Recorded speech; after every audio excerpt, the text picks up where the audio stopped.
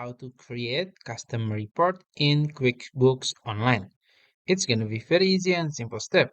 So first you can log into your QuickBooks account and then you can go to your report in the left side navigation menu, this one, and then you can go to your performance center. This one, click on it, and then you will see all of your charts of your data.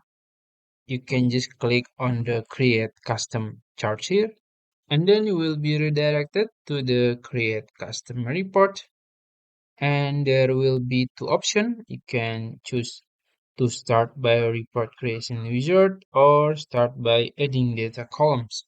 I'm gonna choose the first one here, click on it, and then you can just search it. You can search maybe the invoice, the bills, and others option here. You can choose whatever you want.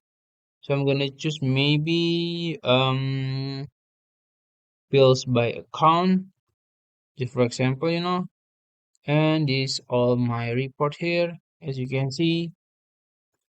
And then you can just click save, and you can put the names here, and you can share with someone if you want, and you can select to add new group if you want. You can apply it and click save. And now your custom report is done. And then you can, try with another data.